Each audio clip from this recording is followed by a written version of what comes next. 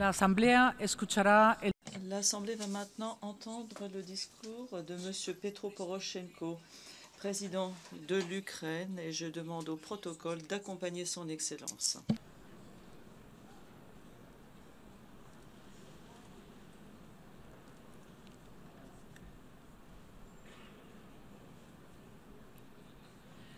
Au nom de l'Assemblée générale, j'ai l'honneur de souhaiter la bienvenue aux Nations unies à M. Petro Poroshenko, président de l'Ukraine, que j'invite à prononcer son allocution devant l'Assemblée générale.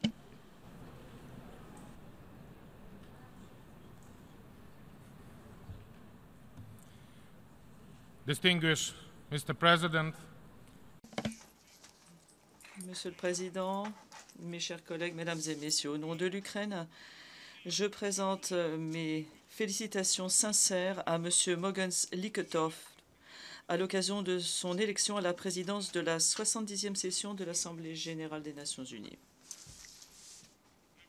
Je souhaite, Monsieur le Président, que vous remportiez tout succès dans votre activité à cette heure historique. Notre avenir dépendra largement des résultats de cette session et de nos décisions collectives. Allons-nous choisir de nous engager sur la voie de la paix, de la sécurité et des droits de l'homme, ou allons-nous plonger dans les perturbations de nouvelles guerres hybrides, de chaos et de souffrance? Monsieur le Président, au moment où nous souhaitons l'anniversaire de l'organisation, je suis fier de parler au nom de l'un des membres fondateurs des Nations unies. En 1945, mon pays a participé activement à la conférence de San Francisco et a contribué à la création de l'organisation et en a jeté les fondations. Mon pays a beaucoup ajouté à San Francisco pour donner forme à la Charte des Nations unies et à ce qui en est le cœur, ses buts et principes. Malheureusement, je parle également aujourd'hui au nom d'un État membre des Nations unies qui est victime d'une violation brutale des normes et principes fondamentaux de la Charte des Nations unies. Lorsque l'Ukraine a rejoint les Nations unies comme membre fondateur de l'organisation, elle a prononcé un discours à la conférence de San Francisco dans lequel elle soulignait, et je cite, « L'Ukraine, au cours de son histoire, a été souvent victime d'invasions sanglantes par des agresseurs qui, au long des siècles, ont essayé de capturer, d'annexer son territoire. » Fin de citation. Beaucoup de temps s'est écoulé depuis cet événement historique, mais aujourd'hui, je suis obligé de rappeler que mon pays est victime d'une agression extérieure. Cette fois-ci, l'agresseur, c'est la Fédération de Russie, notre voisin, ancien partenaire stratégique, qui s'était engagé juridiquement à respecter la souveraineté, l'intégrité territoriale, l'indépendance et l'inviolabilité des frontières de l'Ukraine. Ce pays était le garant de la sécurité de l'Ukraine en vertu du mémorandum de Budapest, qui prévoyait des garanties de sécurité à mon pays en échange d'une renonciation volontaire au troisième arsenal nucléaire mondial. De plus, ce pays est un membre permanent du Conseil de sécurité des Nations unies, chargé par la Charte des Nations unies du maintien de la paix et de la sécurité internationale. En février 2014, la Russie a mené contre mon pays une agression ouverte sans qu'il y ait eu de provocation auparavant, en occupant et annexant la Crimée. Cette violation patente et brutale du droit international a choqué la communauté mondiale tout entière. Et je remercie du fond du cœur toutes les délégations de la majorité des États membres de l'organisation qui, l'année passée, ont appuyé la résolution de l'Assemblée générale intitulée « Intégrité territoriale de l'Ukraine », une résolution qui condamnait l'annexion illégale de la Crimée par la Russie. Il est regrettable qu'après ce verdict clair de la communauté internationale, la Russie ne soit pas revenue sur le terrain du droit international. De plus, Moscou s'est lancé dans un nouveau jeu dangereux militaire, cette fois-ci dans la région du Donbass de l'Ukraine. Même si jusqu'à aujourd'hui la Russie refuse d'admettre officiellement qu'elle a procédé à une invasion militaire directe, il ne fait aucun doute aujourd'hui qu'il s'agit d'une guerre d'agression contre mon pays, contre l'Ukraine. Pour tromper la communauté mondiale, les dirigeants russes ordonnent à leurs soldats de retirer leurs insignes, d'effacer du matériel militaire les marques d'identification. Les soldats sont abandonnés, qui sont capturés, sont abandonnés sur le terrain des opérations et la Russie utilise cyniquement des crématoires mobiles pour éliminer toute trace de ces crimes sur le terrain de l'Ukraine. Je souligne que ce n'est ni une guerre civile ni un conflit interne. Les territoires ukrainiens de la Crimée et du Donbass qui ont été occupés par la Russie représentent à peu près 44 000 km².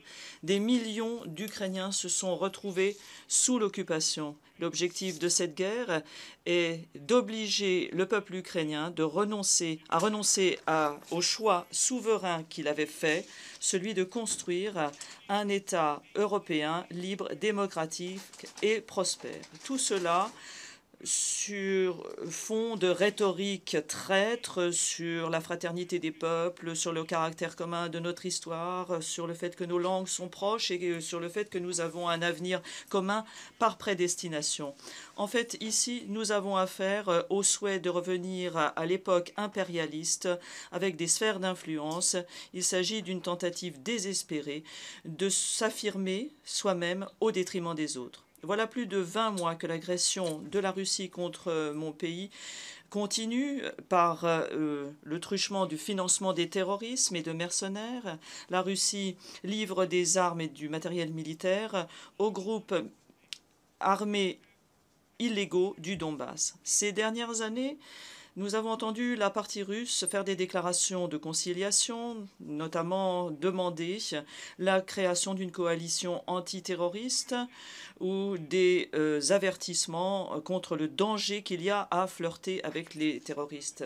Quelle belle histoire, mais elle est bien difficile à croire.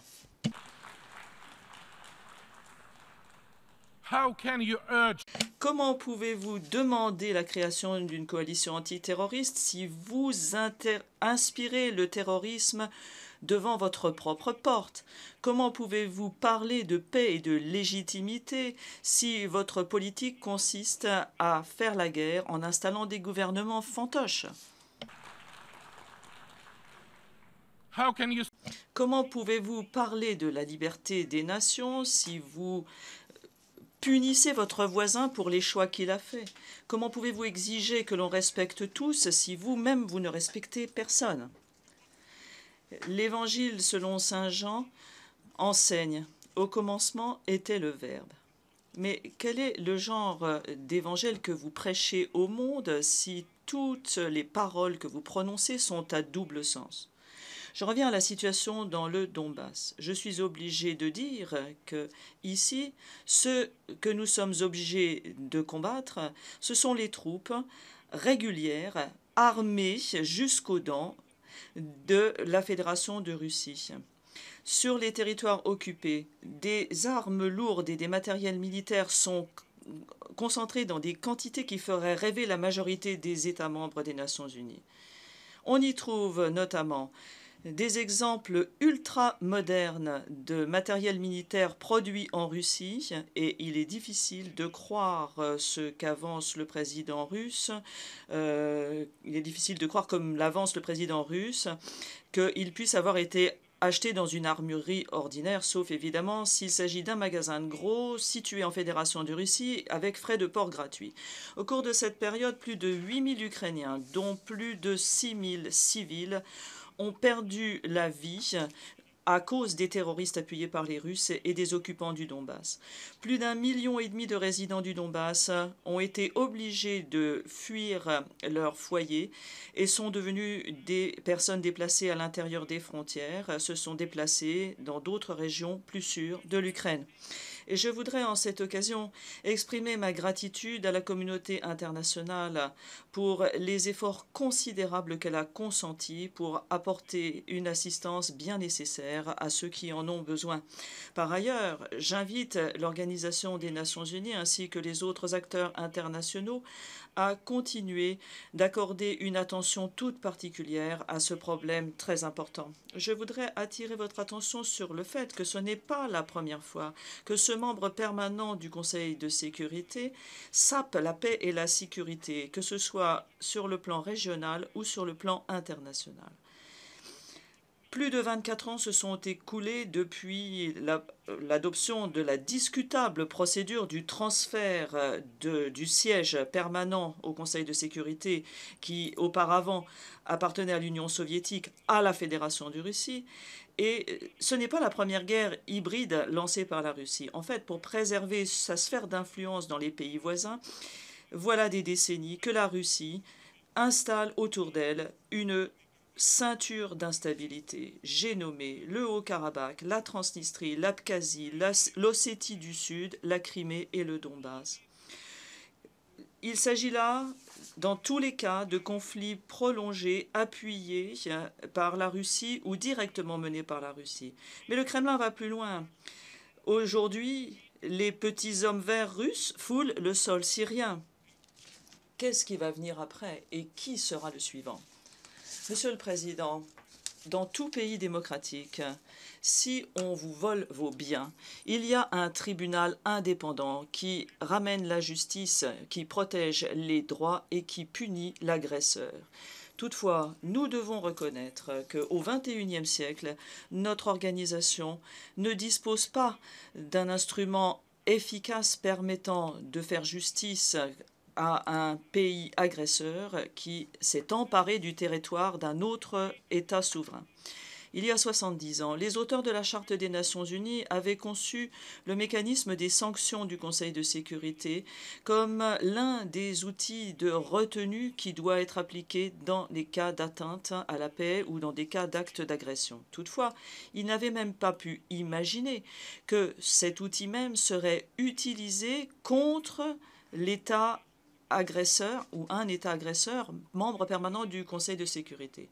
Depuis le début de l'agression, la Russie a utilisé son veto à 2 reprises, alors que le Conseil de sécurité des Nations Unies examinait des questions liées à l'Ukraine. La première fois, la Russie a bloqué un projet de résolution condamnant l'imposture du référendum sur l'annexion de la Crimée en mars 2014. Moi, personnellement, en tant que membre du Parlement de l'Ukraine, à ce moment-là, donc c'est à ce moment-là qu'ils ont dit qu'il s'agissait d'un vote sur ce référendum. Il n'y avait pas de députés, il y avait simplement le Parlement de Crimée était entouré par des soldats. La deuxième fois, la Russie a imposé son veto honteux sur le projet de résolution sur la mise en place d'un tribunal international chargé d'enquêter et de faire justice contre tous les responsables de l'accident du vol MH17 de la compagnie malaisienne. En imposant ce veto honteux sur ce projet de résolution, la Russie a fait la preuve claire qu'elle défiait le monde entier et qu'elle ne souhaitait pas établir la vérité, et pas seulement la vérité sur les auteurs de cet attentat terroriste et sur les armes utilisées pour abattre l'avion. Ce qui est plus important, c'est qu'il s'agit de la vérité sur ceux qui ont organisé ce crime et à partir du territoire desquels les armes en question avaient été transportées. Je pense qu'ici, tout le monde comprend les vrais motifs du veto mis par la Russie sur le tribunal sur le MH17. De plus, la mise en place d'une opération internationale de maintien de la paix qui pourrait stabiliser la situation en Ukraine et arrêter les fusions de sang a été bloquée car on craint que la Russie utilise son veto. L'abus du droit de veto, son utilisation comme permis de tuer, est absolument inacceptable.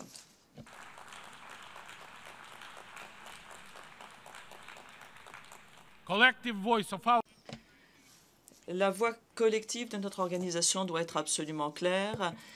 l'Ukraine est favorable à la limitation progressive du droit de veto avec ultérieurement son annulation. Le droit de veto, le pouvoir d'utiliser son veto ne doit pas devenir un acte de grâce pour ceux qui commettent un crime et qui peut être utilisé à tout moment, sorti comme ça des d'une manche pour éviter une sanction qui serait légitime. Dans ce contexte, je me félicite de l'initiative de mon collègue français, le président Hollande, appuyé par le président Peña Nieto du Mexique sur la déclaration politique pour limiter le droit de veto parmi les membres permanents du Conseil de sécurité dans les cas d'atrocités de masse. Il faut accorder une attention d'urgence à la modernisation du Conseil de sécurité, notamment son élargissement et l'amélioration de ses méthodes de travail. La composition du Conseil de sécurité doit être conforme aux réalités du XXIe siècle en représentant avec un plus grand nombre d'États d'Afrique, d'Asie et d'Amérique latine. Il faut que le groupe des pays d'Europe de l'Est reçoive un siège non permanent supplémentaire au sein du Conseil. Dans les 20 ans qui viennent, sa composition doit être multipliée par 2. L'Ukraine considère que l'amélioration de l'architecture du maintien de la paix et du retour à la paix de l'organisation est un élément très important de la réforme de l'ONU. Et je m'enorgueillis de ce que la réputation internationale de l'Ukraine en tant que contributeur actif et dévoué des opérations de maintien de la paix.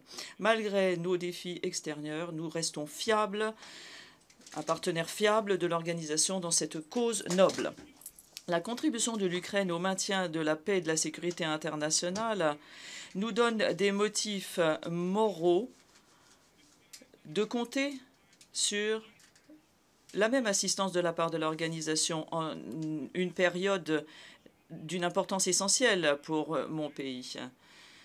Une mission de maintien de la paix au Donbass, placée sous l'égide des Nations Unies, pourrait être un instrument très utile de mise en œuvre des accords de Minsk. L'Ukraine est engagée à suivre l'accord de Minsk dans la lettre et dans l'esprit. Et nous exigeons la même approche des autres signataires qui, ces derniers temps, utilisent la langue du chantage. Sinon, il n'y a pas d'alternative aux sanctions. De même, il n'y a pas d'alternative à la résolution pacifique de la crise. Les membres de l'OSCE doivent avoir un plein accès au territoire occupé. Le retrait, les forces militaires russes doivent se retirer, ainsi que le matériel militaire, et les mercenaires doivent se retirer du territoire de l'Ukraine. Et il est impératif que l'Ukraine reprenne pleinement le contrôle de son territoire et de la frontière avec la Russie. La liberté, la paix, le respect de la souveraineté, de l'intégrité territoriale. C'est tout ce que demande l'Ukraine, mais nous n'accepterons pas moins. Monsieur le Président, malheureusement,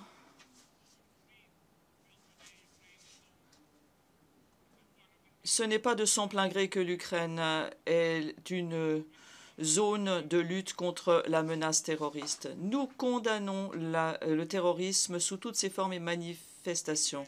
Les activités de l'État islamique, d'Al-Qaïda, de Boko Haram, d'Al-Shabaab et d'autres représentent un défi mondial. La seule façon possible de relever ce défi, c'est de nous engager unis et ensemble dans une lutte sans compromis contre ce fléau. Le terrorisme international s'est montré plus souple, plus agile que la volonté politique des nations et aujourd'hui, il revêt de nouvelles formes hybrides. Les acteurs étatiques et non étatiques sont liés entre eux. La lutte pour les droits de l'un sont remplacés par une terreur sans nom. Nous sommes convaincus que il est absolument urgent d'adopter un instrument international universel pour lutter contre ce crime. Et c'est la raison pour laquelle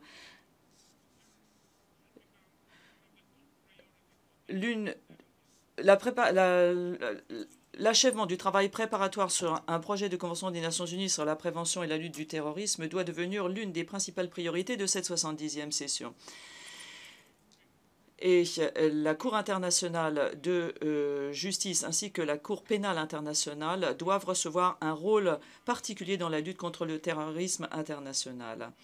Il est important que ces institutions deviennent universelles pour lutter contre l'impunité de ceux qui violent le droit international, les vrais donc, auteurs des violations, et ceux qui les appuient, les régimes dont les politiques nationales consistent à produire de la terreur en masse. Et je suis convaincu que l'un des aspects les plus importants de la lutte contre le terrorisme, c'est de partager et de respecter la mémoire des victimes. Et dans ce contexte, je propose que cette 70e session de l'Assemblée générale envisage la création, la proclamation d'une journée internationale de la commémoration de la mémoire des victimes des attentats terroristes.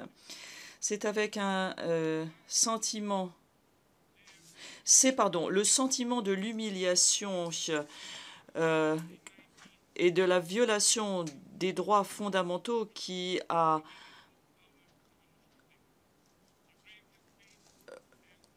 jeté les Ukrainiens dans la rue pour aller manifester en 2013 et qui a une révolution ce qui a marqué le début de la révolution de la dignité. L'Ukraine continue d'en payer un prix élevé pour sa liberté, pour le droit de vivre comme un pays libre. Elle paye le prix de vie humaine. Et c'est la raison pour laquelle les intérêts de chaque personne et la protection de tous les droits sont à la base du programme de réforme que nous avons lancé il y a un an. Pour la première fois en 24 ans d'indépendance, l'Ukraine a adopté une stratégie nationale en matière de droits de l'homme. Une stratégie qui tient compte des meilleures pratiques internationales en matière de droits de l'homme, notamment le cadre stratégique de l'Union européenne sur les droits humains et la démocratie. L'agression russe a mis en évidence le problème des droits de l'homme en Crimée et dans certaines régions de Donetsk et de Lugansk. Des organisations internationales en matière de droits de l'homme alerte sur la détérioration dramatique de la situation des droits de l'homme qui s'applique directement aux Ukrainiens et aux Tatars de Crimée en Crimée occupée. Je parle particulièrement de la pratique utilisée par les autorités d'occupation en Crimée, qui consiste à forcer à prendre la nationalité russe, les persécutions systématiques, les arrestations, les enlèvements, les meurtres de résidents pro-ukrainiens dans la péninsule et l'élimination totale des médias indépendants. L'Ukraine réaffirme son attachement à la déclaration sur les droits des peuples autochtones. Par tous les moyens juridiques, nous allons continuer de défendre les droits des Tatars de Crimée, peuple autochtone d'Ukraine, et des Ukrainiens qui sont victimes des politiques de répression des autorités d'occupation en Crimée. J'espère que la décision de traiter de cette question sera prise lors de cette session. Et j'espère également... je me sens également obligé de citer les noms de Nadia Savchenko, d'Oleg Sentsov, d'Alexandre Kolchenko et d'un grand nombre d'autres Ukrainiens prisonniers politiques du Kremlin, détenus et condamnés illégalement. Par exemple, Oleg Sentsov, un metteur en scène respecté, a été condamné à 20 ans de prison pour le simple fait qu'il était un patriote ukrainien. Et j'invite les Nations Unies et les États membres de l'organisation à lancer une campagne mondiale de pression sur les autorités russes et de leur demander de libérer immédiatement tous les citoyens ukrainiens pris en otage. Nous n'atteindrons notre objectif que si nous agissions à l'échelle mondiale. Et surtout, l'Ukraine a besoin de solidarité et d'assistance qui sont des instruments de choix contre l'agression et l'injustice. Je ne doute pas que l'Ukraine gagnera, car la vérité est de notre côté. Mais nous le ferons beaucoup plus vite, nous y parviendrons beaucoup plus vite, si nous ressentons le soutien et la solidarité de toute la communauté internationale. La guerre hybride menée actuellement par la Russie contre l'Ukraine a montré que la communauté internationale est confrontée à un nouveau défi qui exigera que nous rassemblions nos efforts. La guerre massive d'information et la campagne de propagande, voilà qui représentent de nouvelles formes particulièrement destructives d'agression non militaire. Nouvelles fossés, mensonges évidents pour justifier l'agression, propagande de l'intolérance et de la violence. Voilà des phénomènes du même acabit qui remettent en question les principes de la liberté d'expression et qui intoxiquent les âmes et les esprits humains. C'est la raison pour laquelle la tâche du renforcement du rôle de l'information pour le maintien de la paix et de la sécurité est plus importante que jamais. Et j'invite l'Assemblée générale à condamner dans les termes les plus forts ce phénomène honteux et à discuter des moyens d'attaquer le problème. Monsieur le Président, malgré les défis extérieurs auxquels l'Ukraine est confrontée et que j'ai décrits précédemment, l'Ukraine est parfaitement engagée dans la mise en œuvre des objectifs du développement durable. Nous sommes prêts à partager la responsabilité commune qui nous revient de trouver des solutions aux problèmes et aux priorités très importantes des groupes les plus vulnérables de pays, par exemple des petits États insulaires. L'Ukraine est membre du groupe Amis du climat et à ce titre, nous espérons pouvoir trouver un consensus sur un accord universel dans les meilleurs délais sur les changements climatiques. Nous espérons que c'est un résultat que nous obtiendrons, que tous les États membres des Nations Unies obtiendront en décembre à Paris. Et nous devons comprendre que le prix à payer serait la sécurité des générations de demain et le développement pérenne de l'humanité. La trajectoire vers l'atteinte des objectifs du développement durable ne s'achèvera pas positivement si l'on ne surmonte pas et on ne prévient pas les conséquences des catastrophes technologiques et environnementales. Du fait de l'agression russe, l'Ukraine est confrontée à un autre problème, la protection de l'environnement dans le Donbass. Les terroristes inondent de façon criminelle et irresponsable les mines, si bien que l'eau potable, la terre, les sols, la flore, la faune sont contaminés. L'atmosphère est polluée à cause des explosions et à cause des bombardements sur des infrastructures industrielles sensibles. En fait, nous pouvons dire qu'il y a un risque de catastrophe environnementale. Et je suis convaincu que la question de la protection de l'environnement dans les conditions de conflit doit retenir l'attention toute particulière de l'Assemblée des Nations Unies sur l'environnement. Et parlant de catastrophes technologiques, je ne peux passer sous silence l'un des accidents les pires que l'on ait connu. L'année prochaine, nous marquerons une date bien triste, le 30e anniversaire de la tragédie de la centrale nucléaire de Tchernobyl. Et je voudrais vous demander, Monsieur le Président, de tenir une séance spéciale de l'Assemblée générale consacrée au 30e anniversaire de la catastrophe de Tchernobyl en avril 2016. Lorsque mon pays est devenu membre des Nations Unies, dans l'allocution, elle a dit ce qui suit. L'Ukraine, avec sa force humaine très grande et avec ses grandes ressources matérielles, aura la capacité d'apporter une contribution importante au maintien de la paix et de la sécurité mondiale. Fin de citation.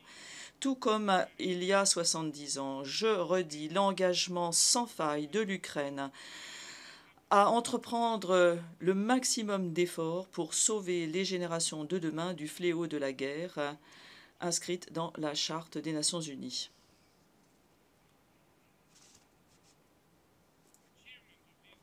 L'atteinte de ce noble objectif sera la pierre angulaire du mandat de l'Ukraine à un siège non permanent au Conseil de sécurité si elle est élue pour la période 2016-2017. En cette capacité, l'Ukraine restera un partenaire cohérent, fiable, guidé non pas par son propre agenda, mais par les intérêts du monde entier, et qui suivra résolument l'esprit et la lettre de la Charte. Et je suis fermement convaincu que l'organisation passera avec dignité les épreuves complexes qu'elle connaît, renforcera son rôle en tant que garant de l'ordre mondial, de la paix et de la prospérité. Que Dieu soit avec nous. Gloire à l'Ukraine. Au nom de l'Assemblée générale, je souhaite remercier le président de l'Ukraine pour la déclaration qu'il vient de le faire et je prie les délégués de bien vouloir rester assis alors que nous prenons congé du président.